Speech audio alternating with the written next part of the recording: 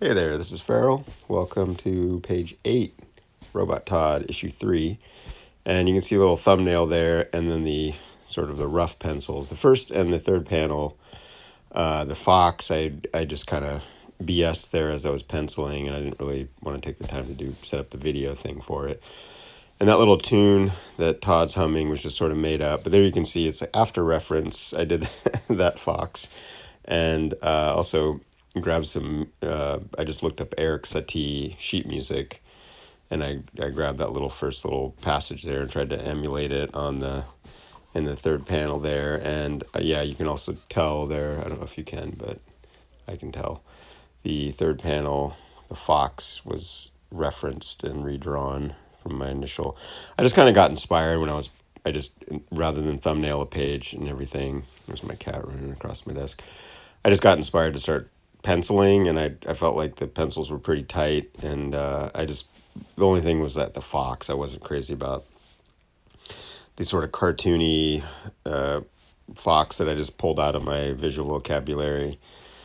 So I went online and looked up some pictures, and actually ended up, just because I was having trouble getting the gesture right on the last few foxes that I've referenced, I put tracing paper over my phone, and kind of got the size about right. And it was a little tricky, but if I just held the tracing paper down and kind of held the pencil without touching the screen with my hand, just like the pencil tip, I was able to get like a rough approximation. And then I just transferred the drawing via rubbing graphite on the back of the tracing paper, and then redrawing it, basically like looking at the picture, redrawing it.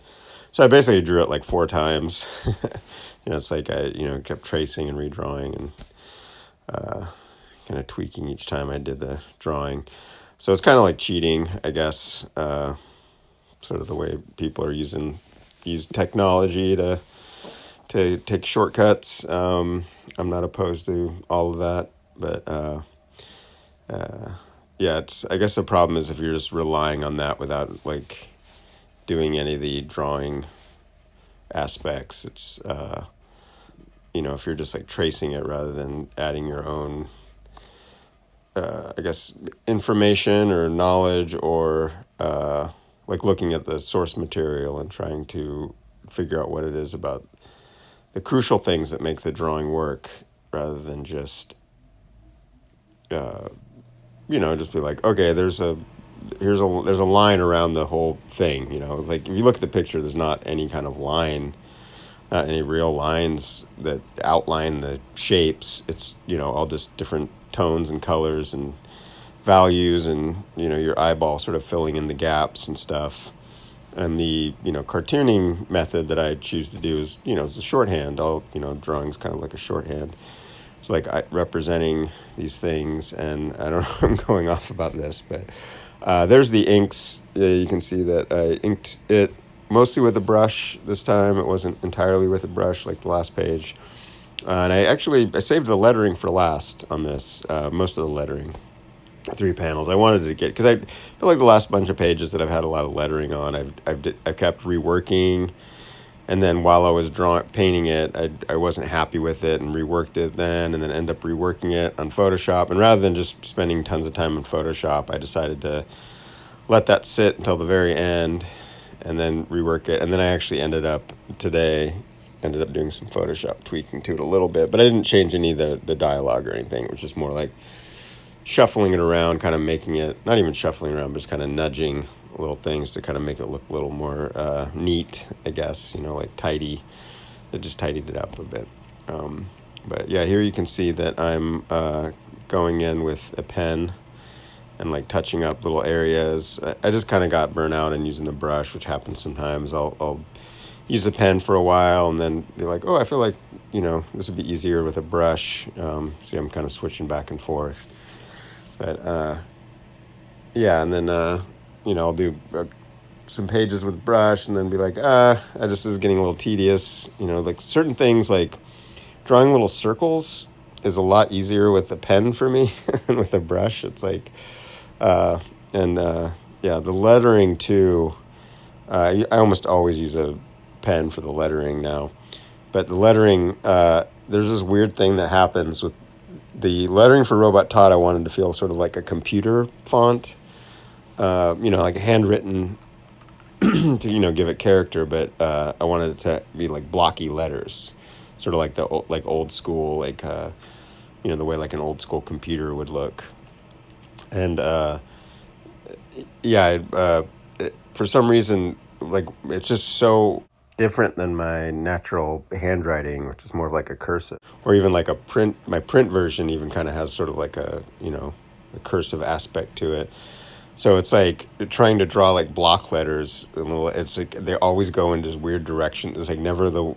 It's like my brain and my hand are like fighting each other or something. So I have to go take my time and be really slow. And end up redrawing the letters, especially with Todd, like several times to get them how I want them to look. And then as I'm inking them, I go back and forth between being like neat and sloppy and neat and sloppy, and then yeah. So what I usually end up doing is after I scan it in, I met the thing I mess around with the most in Photoshop, if at all. I don't really mess around with anything other than cleaning up the edges here and there.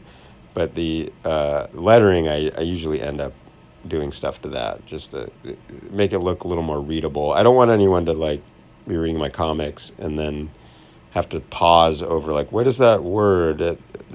Words are all clumped together. So I try to keep paying attention to the kerning and stuff as I'm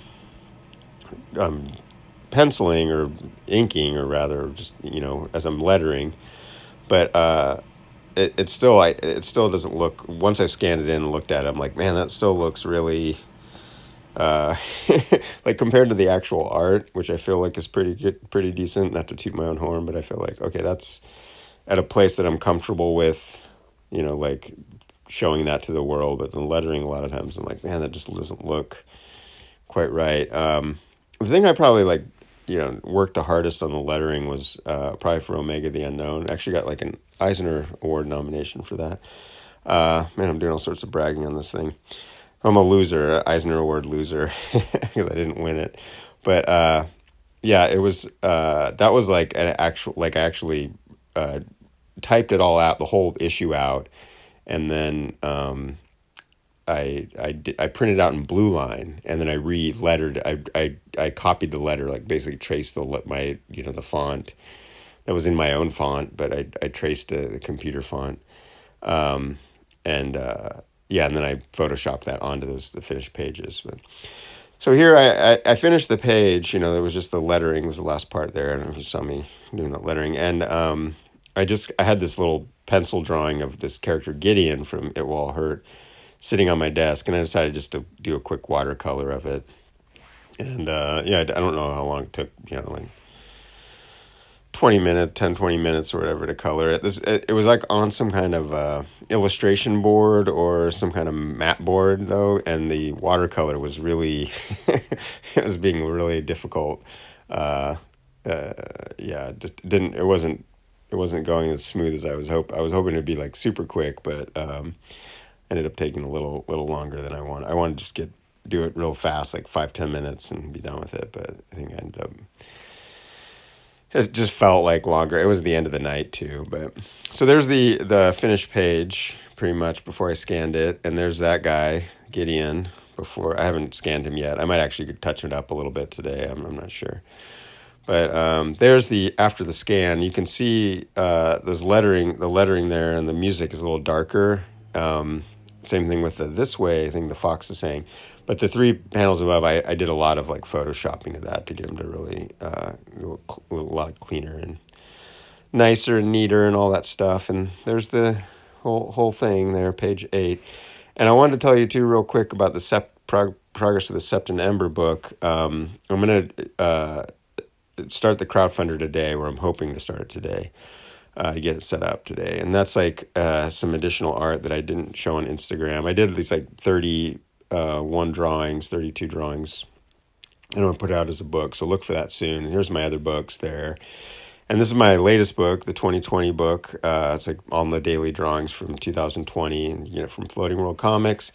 And also you can get my delusional art book on, I have a store, a web store, and on my Patreon too. There's also a tier where you can get that. Check out my Patreon to read all those Robot Todd pages too. Thanks for watching. Bye.